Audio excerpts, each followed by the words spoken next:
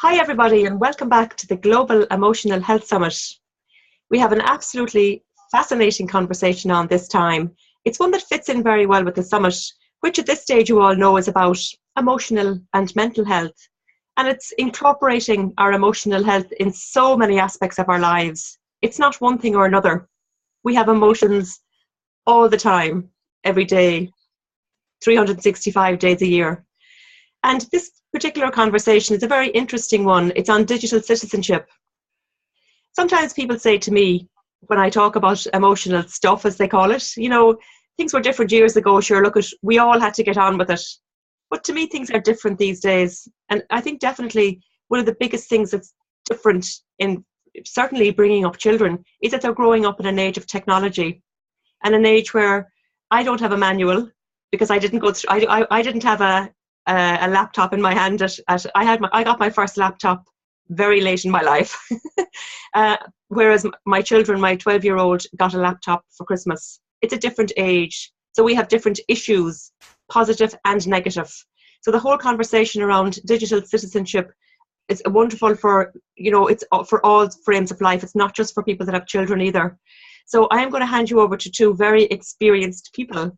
We have Marialice, who is the founder and CEO of the Digital Citizen Institute. And Marialice comes to us from America. And then we have our own Joanne Sweeney Burke, who is the CEO of Digital Training Institute. And lots more, of course, that both of them are going to tell us all about themselves. So without further ado, I'm going to let these two wonderful ladies talk to us about this wonderful and very insightful conversation around digital citizenship. Good evening, ladies. Welcome. So happy to be with all of you. Thank you so much for the invitation. And it's wonderful that the three of us can connect digitally from across the world. I know Dolores and I are both in Galway, and Marialice is on the west coast of the United States. So it's just so wonderful that digital brings us all together in this way. So let me start by saying that I think that digital citizenship as a concept, I've sort of been working on for the past 4 years, but didn't really understand digital citizenship in its full capacity, I guess, maybe until perhaps the last 12 months ago. As some people might know, I was a very young mum. I had Sophie at the age of 17 years old, and it's actually a blog post that I wrote in San Francisco earlier this year when I was attending Marialice's Global Digital Citizenship Summit.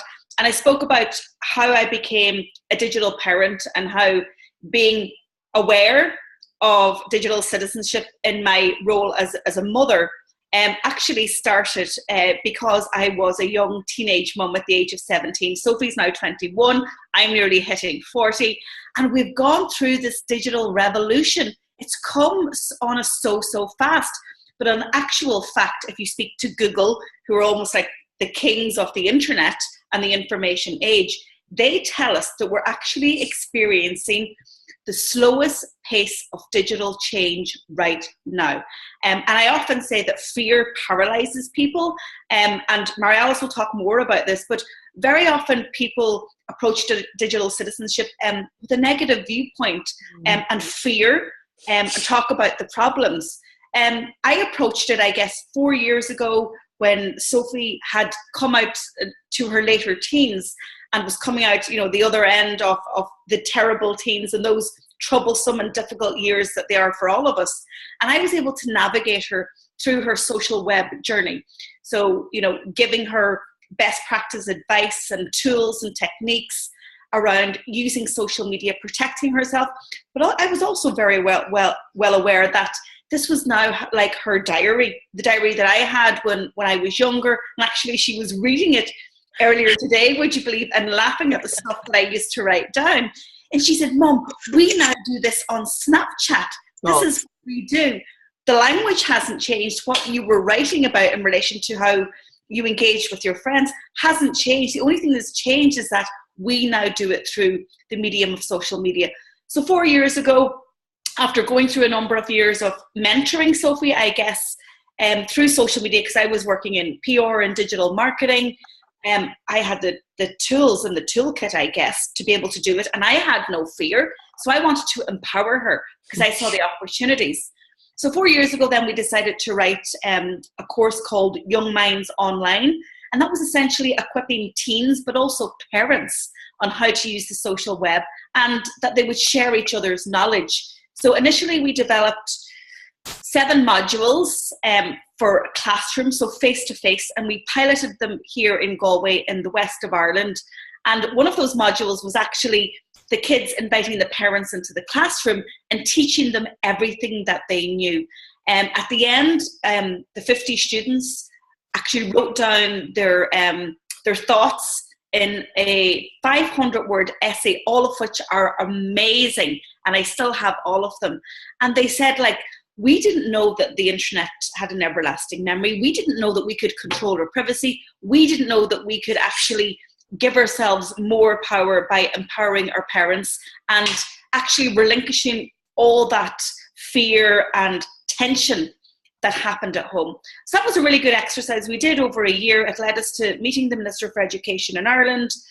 He said, you're doing great work, ladies, but it's really difficult for the state to implement anything like that in the curriculum, go off to the private market. And we did that, and we sold the course Parents Online and Young Minds Online to Kaspersky Lab, who are the world's 3rd largest internet security company. So now if you download their mobile app, Kids Safe, you actually get those e-learning modules for free. And on their blog, we would have written some content for them. And so while we're not doing that at the moment, we kind of do a bit online. We now have taken a new focus, Sophie and I, and Sophie still works with me in this vein, and we're actually looking at adults and actually looking at the workplace. But I think we'll come back to that after you hear from what Marialice has been doing, and she might tell the story of how we met as well, and of course the power of the social web. Great. All right, perfect. So, I mean, my story is I'm an educator, I'm a mother, I'm actually a mother of a 10-year-old, but I can tell you probably around 2008, 2009, I was teaching, I was an associate professor in a school of education here in Connecticut, and I was, the focus was educational technology, and at the time, everybody was trying to keep up. So one district went 1-to-1, or one district was doing this, and then the next district wanted to keep up. And so the conversation was the tech before anything else.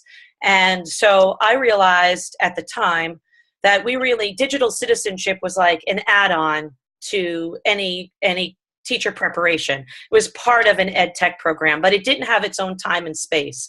So I was one of the first professors that actually developed curriculum in this 3-credit course, both at the undergraduate and the graduate level, that was specific on digital citizenship. So ed tech wasn't even necessarily it was part of the conversation, but it wasn't leading the conversation. And I think that there were so many student suicides, talking about like social, emotional health and wellness and being, that is my reason why I got involved. I was a new mother at the time.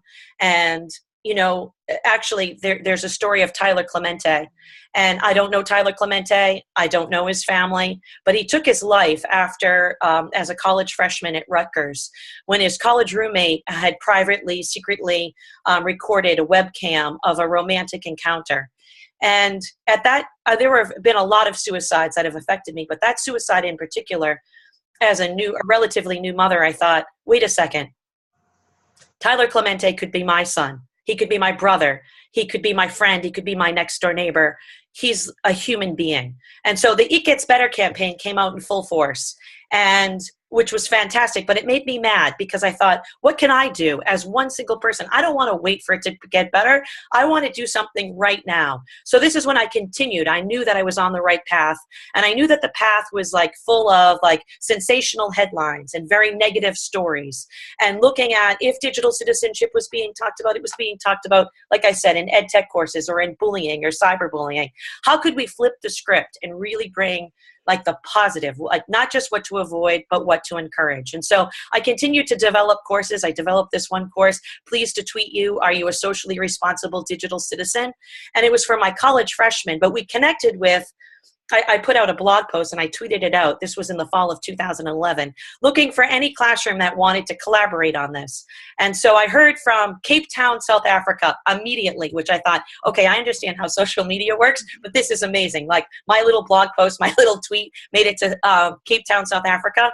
But unfortunately, as much as social media connects us, like there's no geography knows no boundaries. Social time zones are still an issue. So I wasn't able to make it happen with Cape Town, South Africa, but I was able to make it happen with a classroom in Birmingham, Alabama. And so my college freshmen connected with high school juniors in Alabama.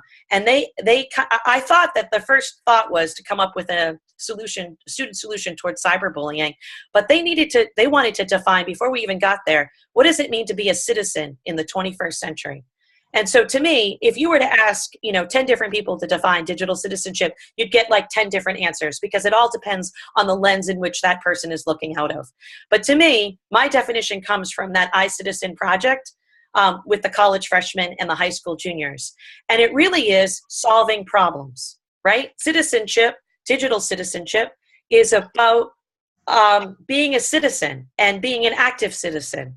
And in your local community, in your global community, and your digital community. And if we can help students do that simultaneously, then we're really touching upon health and social well-being, both on and online. To me, it's about, the first thing we need to do is, how do I humanize the person sitting right next to me? And that's that local community.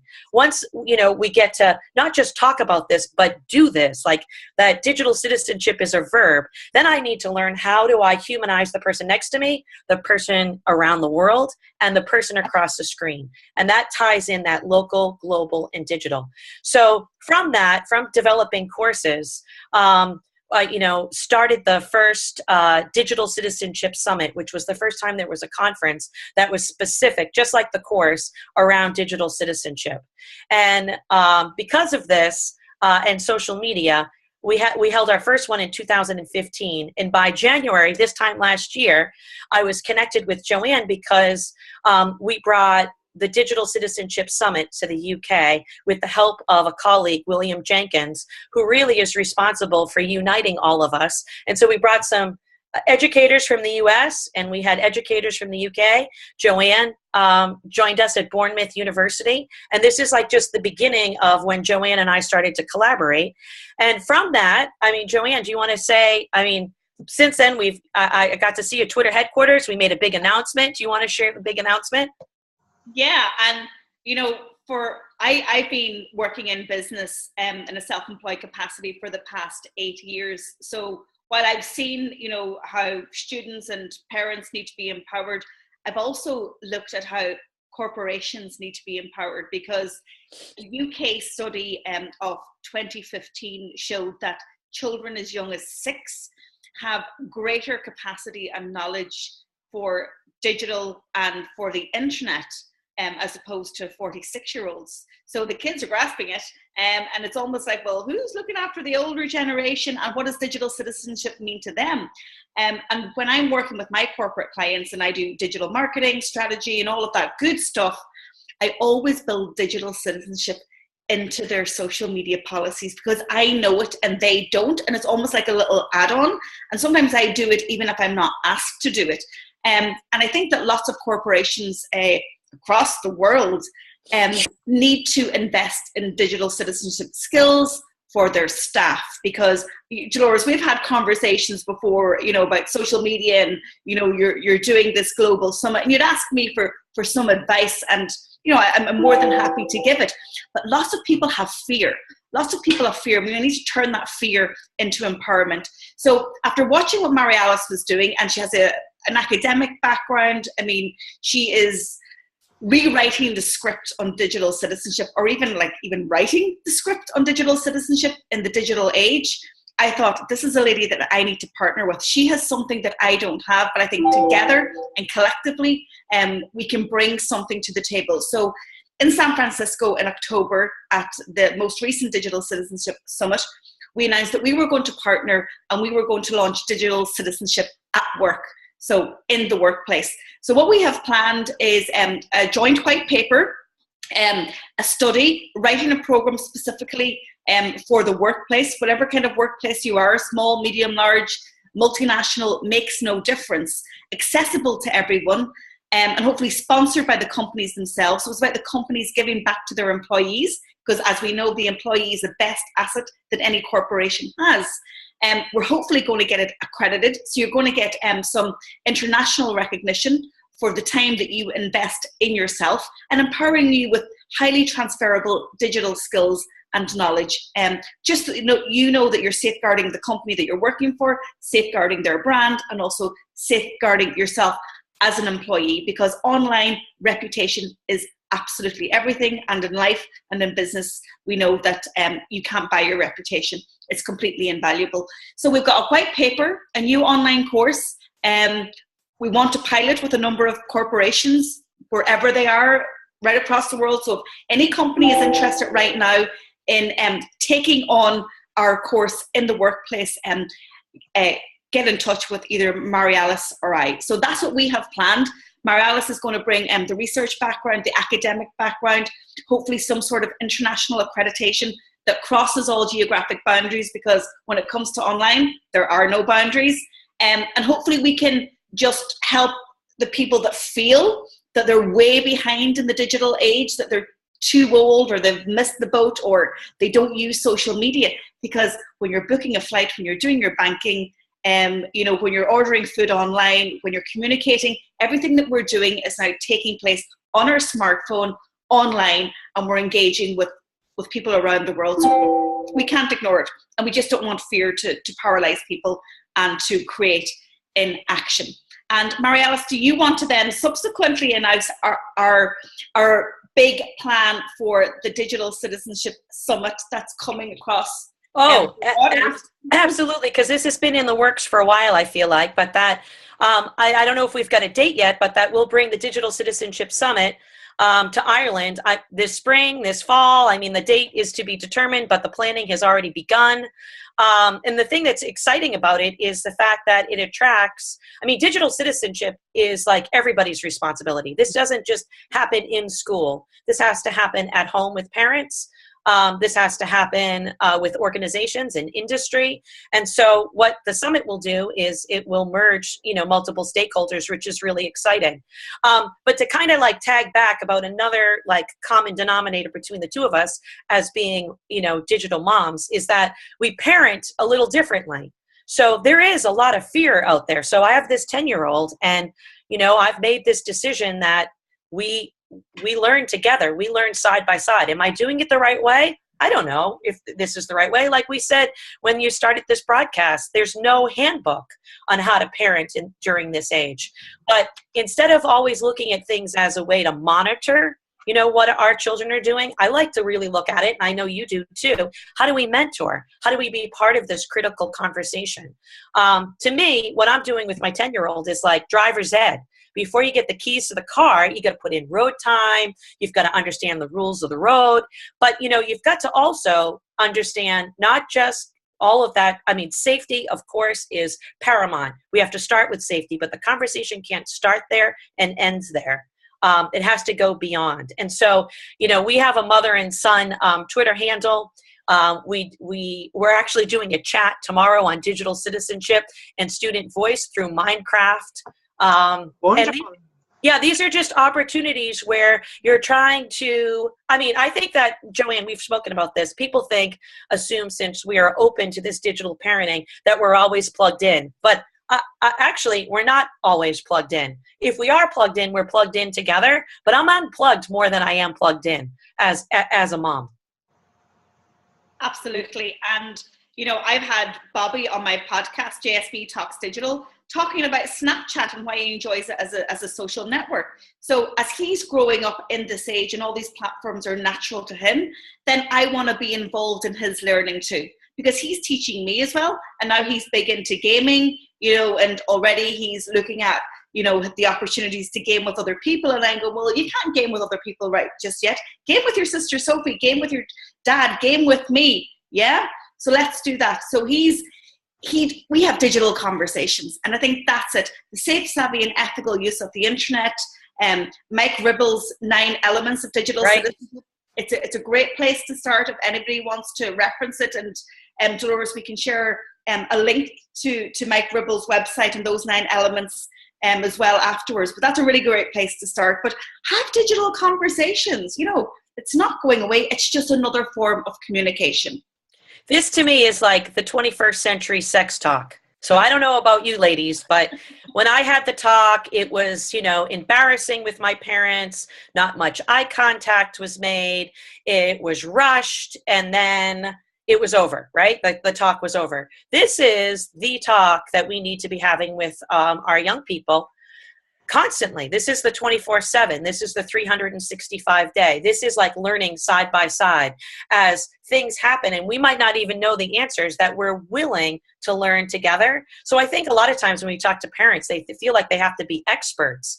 We'll never be experts on this app or that app, because they're like ice cream, the flavor of the week.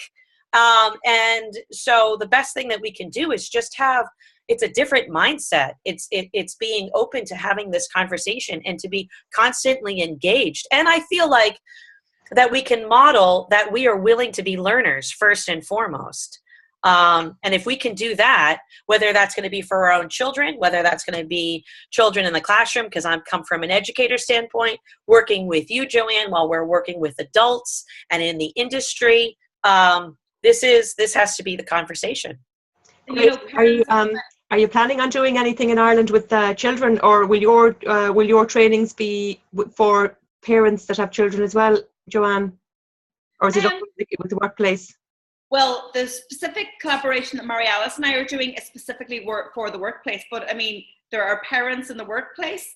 There are loads of resources out there, Marialice, aren't there? And even in terms of the programs that you have developed. And I think that parents should really kind of go online and see if, there's something within the community that Marialice has built up. And believe me, that community is massive worldwide. Right. So there is resources, sorry, Joanne, I didn't mean to interrupt you there. So there is resources that I as a mom could go on now and get on Marialice's website. Yes, in fact, if you go to the digital, there's a couple of things. So the Digital Citizenship Summit is a conference, which is absolutely fantastic. It generates excitement and momentum, and it builds community, but it's just a one-day event. And so, to continue what starts at a one-day event, we've started the Digital Citizenship Institute. And the Institute really is focused on curriculum development, professional development, and we have pilot schools going on right now where we're working with an entire community. So, instead of working in silos where you go in and you do teacher professional development or parent professional development, or you just work with the students, this is really actively working with all 3 communities. And so that everybody's on the same page. Everybody can continue to have that, what we're calling the 21st century talk, whether it's in the classroom or out of the classroom.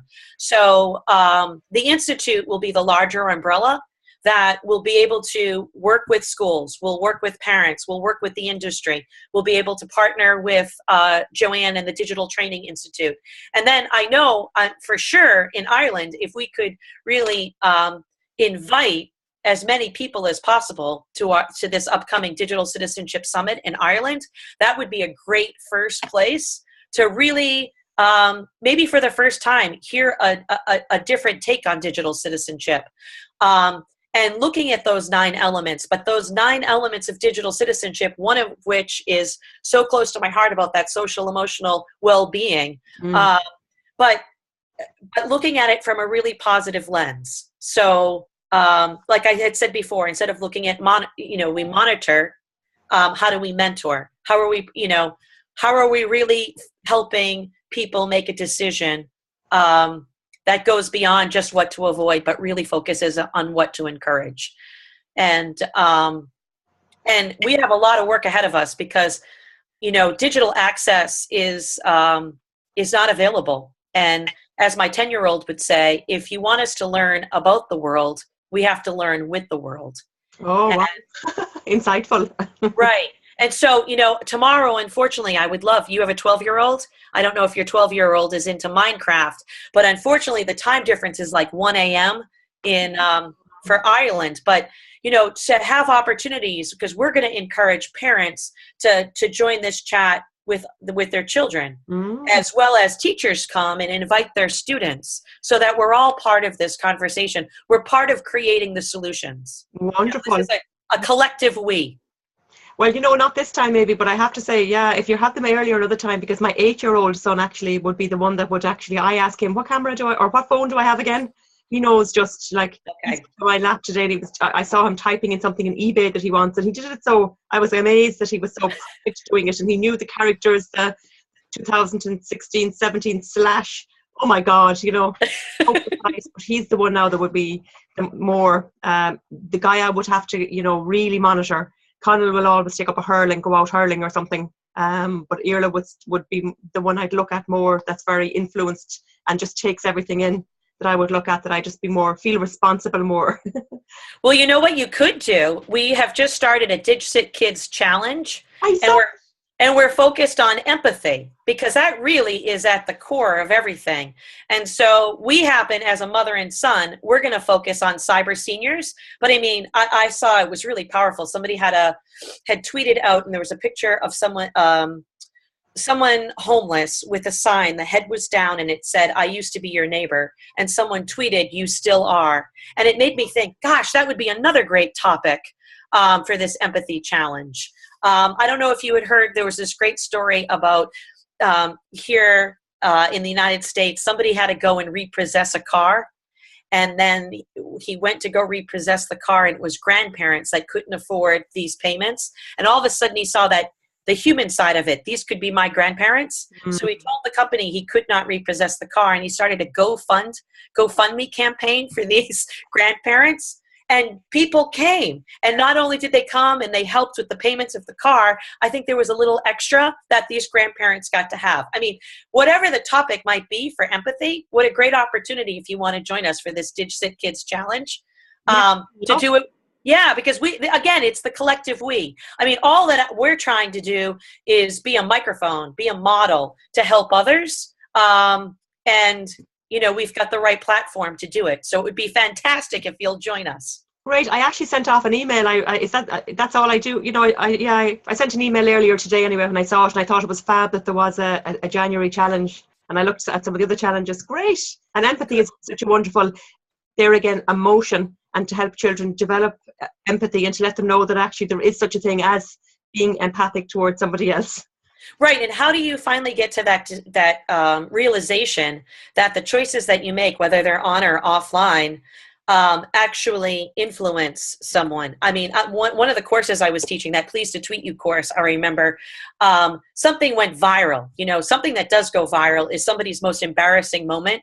And then for whatever reason, people can choose to make that their most laughable moment, somebody's most painful moment.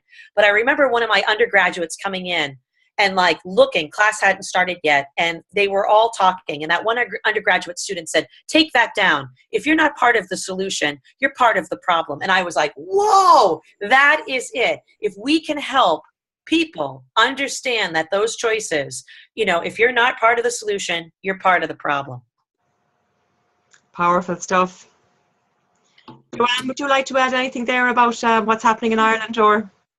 Yeah, one thing I want to add is that even around, the perception and the mindset, and I guess the emotional challenges that parents have about how they have no role to play in the digital age when it comes to parenting, I simply say to them, when you're an adult and you're mentoring your children and trying to give them skills for life and trying to teach them problem solving and trying to teach them about being empathetic to others and knowing right from wrong and understanding boundaries, that's exactly what they need when it comes to digital.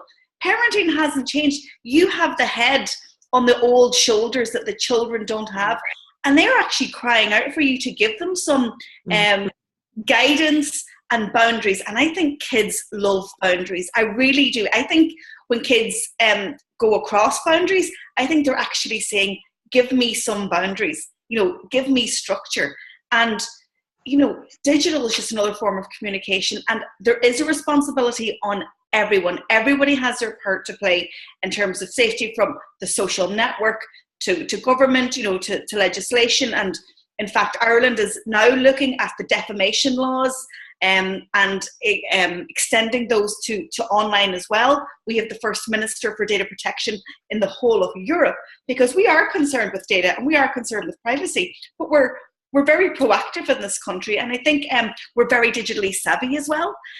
We use our mobile phones 33% more than anybody in Western Europe. So when it comes to Ireland, I think our love for digital goes back to our original roots of being conversationalists. We love to chat. We love people. And social media has given us the opportunity to put our arms around a whole pile of, sorry, I just dropped my bottle of water, loads more people, and saying, come in and have a fireside chat, just like we're having with you now. And so the parenting role is still the same. It's just a little bit different. So parents should not feel adrift in the sea of social media, because they still need to give their children boundaries. Yeah, you got to learn a few things about the internet. That's okay. But your children will look to you for guidance. So have digital conversations. Let them teach you the things that you don't know, and then you teach them the things that they don't know. Yeah, that's a great point, Joanne, actually, because I was speaking to Dr. Mally Coyne, clinical psychologist, and, we spoke about boundaries, and like it is, in research does show that children that have boundaries, they actually grow up they actually really want boundaries, as you say too, and they're actually happier, and some children have been through research, children have been interviewed, and they said the ones that didn't have boundaries wish they had. Yeah. So I guess it's this, it's a good that you said that, because, we can cry, oh my God, even I said at the beginning of the conversation, well, I don't have a handbook for this, but it's like everything else, I put boundaries on everything. But I do think that there's a lot of, I suppose that's across the board. A lot of things like I noticed something very interesting on the digital website earlier, that the people that don't have the smartphones are the people that are the have-nots of the world. So it's the way it's written. And like my son, my 12-year-old has got, like I got a new phone last year, and he got my second-hand iPhone 4, which I think was a wonderful phone. It just didn't have the capability to do things like I wanted to do, like Facebook Lives. But he's disgusted that he has a second-hand phone, but he's the only one in his class that has and only got an iPhone 4. They all have much higher models, so there's that pressure. I don't fall for it, because we don't just go out and buy phones all the time and smartphones, but it's an interesting point that most children have them, don't they? Okay, my guy does not have one. Okay, that's good to hear. So I follow the rules. So social media, you're supposed to be 13 years old. Yeah. So if he has a Twitter account, but it's a mother and son account. And this, like I had said before, is so he can borrow devices, he can use devices, but they are not his device. And this even talks about, like, I don't know if Janelle Burley Hoffman, it's a great read. It's called I Rules. And it talks about coming up with a family contract. So not just something that, and it talks about boundaries, not just for, our kids or our students, but that we follow as a family. So, in her book, I Rules, it talks about, no devices upstairs, or, you're not going to text after. If you weren't going to pick up a telephone and call somebody's home, you don't send somebody a text, or you don't. And so I used to ask my undergrad and graduate students all the time, who here uses their, mobile device as an alarm clock? All hands go up. And I was like, go back and get that old-fashioned alarm clock, because the last thing we want to do is send that message that the first thing that I say good morning to, or the last thing I say good night to, is to a device. I am part of the human race. And, as a family, let's come up with some boundaries, some I Rules that, all devices will be in a central docking station or what have you. Because even to tie back to the digital access about the haves and the have-nots, that is the number one issue I feel that needs to be addressed, because that comes down to, do you have opportunities for connected learning or not? And I can tell you, my son happens to have connected learning opportunities at home that he does not have at school. And there are some kids that don't have it at school and they don't have it at home. If you don't have an opportunity to practice, gosh, what's going to happen when you do have the keys to the car or that mobile device?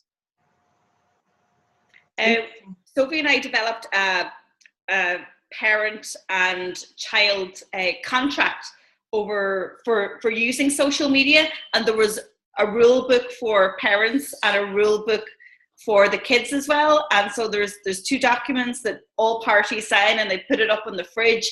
And again, it's just like what Marialice spoke about, is that, you know, there should be boundaries for everybody, and we as parents need to be showing example. So we can't just like preach one thing and practice another. So if we all have boundaries, then it should work. But it's also a mutual respect to recognize that, you know, particularly for older teens, that they are using social media, it's a place where they communicate with their friends, probably exclusively now. You know, they don't have to text anymore, they don't have to call, because chat and instant message is absolutely free. And there's been a shift in how Gen Z, so those born between the 1990s and the noughties, are actually using social media, and they're now moving to what's called dark social. So these are like Snapchat, for example, and instant messaging. So they don't want their conversations public. They actually want them private, and they want to have them among their peers. And that's simply what they want to do. You know, people get nervous about dark social and parents not seeing messaging. But if you actually give advice and knowledge and parenting advice, really good streetwise advice to your kids about, you know, don't hang out at a dark corner with a stranger. You know, don't speak to a stranger. Don't open your door to a stranger. You know, don't get too comfortable very quickly with somebody that you don't know. You know, all this thing about sexting and photos and all of that, that's where parenting comes in. You know, that's simply parenting. If the devices are there, access is there, because most households in Ireland have a computer, a tablet, or a mobile phone. In actual fact, children are actually using their parents' device most. But the parenting part is really important, but also mutual respect and a realization that communicating digitally is how it's done. It's how it's done now. And there are so many opportunities and positives. And of course, from Marialice's point of view and everything that she's doing with Curran, is all around education and learning about the world. It's amazing. You've got to send the link to the community that watches in your e-Zen, Dolores, the blog post that Curran did. What project did he do, Marialice? What did he call that? When he was there? Is this about with the animals, with his bitter on? Yes. So he was in the 1st grade, and he got a list like everybody else with, you know, 20 animals to pick from for the rainforest animals. And he came home and he said, I want to learn about rainforest animals, not just what's on that list. And so he asked if he could blog about it, and then if I could tweet it out. And because he knew in the 1st grade, that was like 7 years old, the power of social media, that it could get out there. And so all these people responded and told him what animal he should research. And so he researched, like, say he got 20 examples, he researched all 20 animals. And then he put them in like categories, the top 10, the top 5. It was like, you know, it was like he was so authentically engaged in this project. I've never seen him so involved. And then he brings it into school, and from school's perspective, he didn't follow the directions. Like, there's like a misconnect, you know, on what it means about connected learning. It was such a fabulous opportunity. And how can we provide more opportunities? That's authentic learning at its best. And it's not happening in schools. And so that's where I come in, and I'm passionate to make sure that all kids, I keep on banging my drum to make sure that we've got all kids everywhere have these opportunities to learn that way. And it's funny, Bobby came home from school before Christmas. It was about 3 months ago. And I said, so what did you learn at school today? How was school? And he goes, you know what, Mom? I want to learn about life, and they don't teach me about life at school. I was like, whoa, that's really insightful, Bobby. But again, he's hungry for knowledge and to learn about, you know, other countries, other cultures, and our kids are exposed to that right now, and it's fantastic. He followed the US election by listening to, you know, I always have the radio on in the morning in the car, and that morning when Donald Trump was elected, he won the election. He was all over it. so our kids are exposed to international world politics and people, but they can actually experience it if we take Marialice's approach and bring education to the next level. It's wonderful. And you know what's lovely is reading through all the work you've done throughout the years, Marialice, is that you've always had the student's voice included from the word go. And I think that's huge, because it's not just preaching then, it's having the people that you're trying to get at, the students. Right. I credit that because I was a middle school teacher.